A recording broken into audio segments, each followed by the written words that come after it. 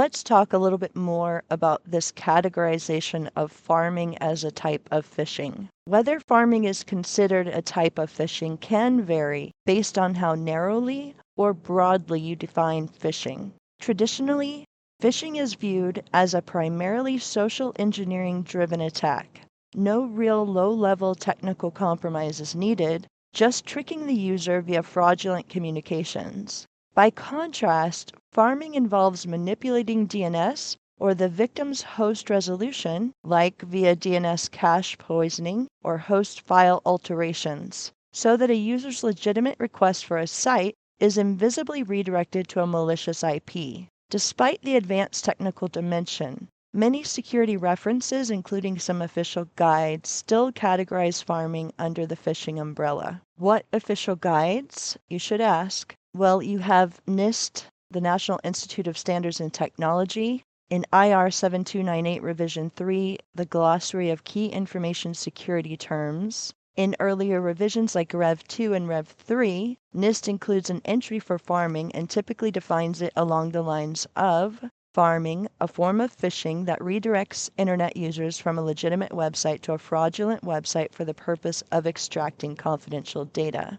NIST characterizes farming as a more technical approach that still serves the same end goal, credential theft or data harvesting, which aligns it with phishing in their glossary. You've got the Federal Trade Commission, FTC. They've got FTC Consumer Information, Phishing, and Other Imposters. The FTC lumps phishing, vishing, and farming together in multiple consumer alerts. While they often list them as separate names, phishing, vishing, smishing, and farming, they consistently refer to them all as types of phishing scams aimed at stealing personal information. An older FTC consumer alert titled Phishing and Vishing, Avoiding Email and Phone Scams, has historically referenced farming in the same vein, saying that farming is another technique used by scammers to direct users to fake sites, sometimes without requiring a click on a link, making it a variant of phishing. You've got the Anti-Phishing Working Group, APWG.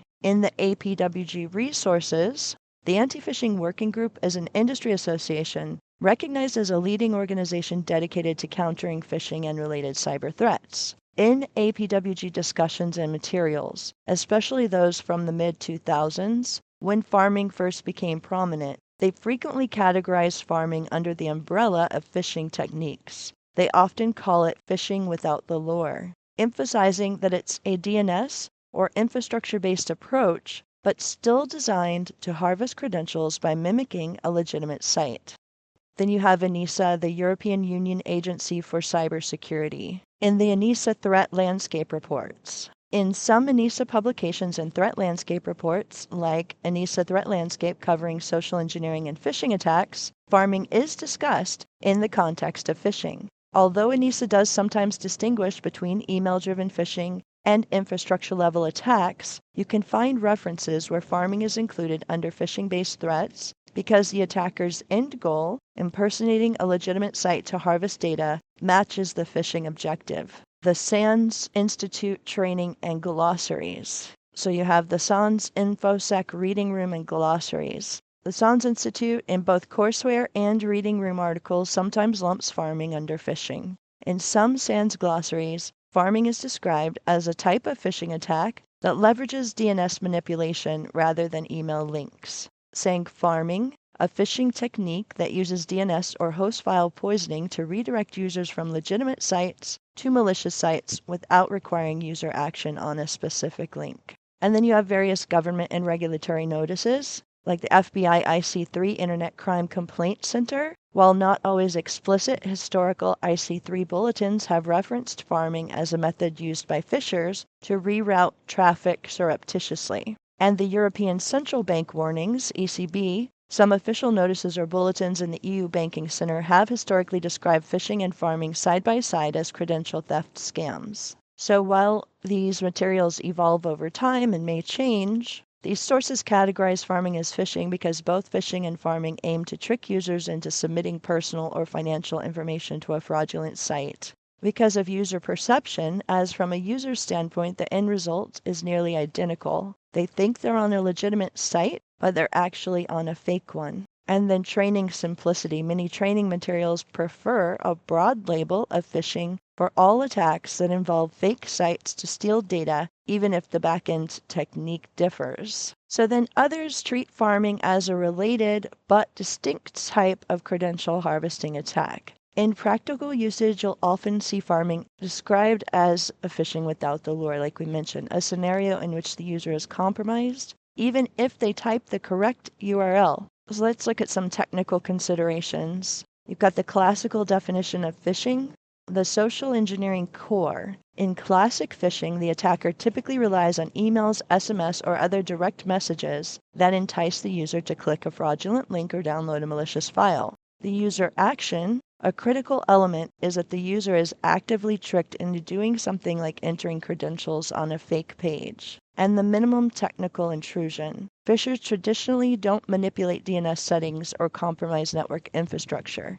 Instead, they replicate a legitimate site on a separate domain or a subdomain and rely on user gullibility. The mechanics of pharming are DNS poisoning and redirection. With pharming, attackers typically alter DNS records either on a DNS server with DNS cache poisoning or on the victim's local workstation, host file manipulation. It's invisible to the user. Pharming does not require the user to click a suspicious link. Even typing in the correct domain can lead to a counterfeit website.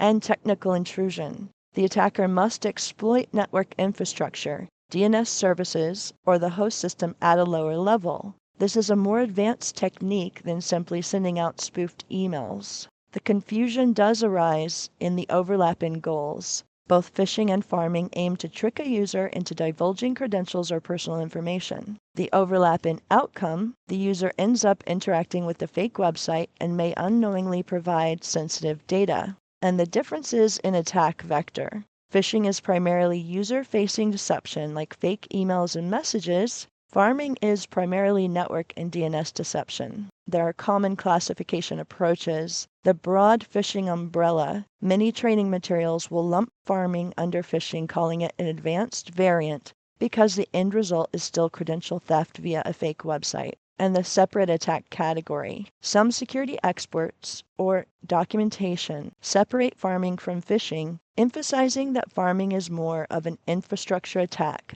leveraging DNS manipulation rather than an email-based or social engineering-centric ruse. And industry references. Some threat intelligence reports and cybersecurity glossaries list pharming as a subcategory of phishing specifically known as phishing without a hook. Others prefer to classify it under the DNS-based attacks or broader credential harvesting attacks without labeling it strictly as phishing. So if you're doing various cybersecurity certifications and taking different exams and classes, you just have to keep a mindset on the fact that there are different perceptions of this. Find out what is the perception for the exam that you're taking. And personally, once you're done with your certifications and degrees and things like that, I think that you should be able to just decide for yourself how you want to categorize it, what makes most sense. In reality, I would say that I personally don't see it all that much as a phishing attack because it does not exactly match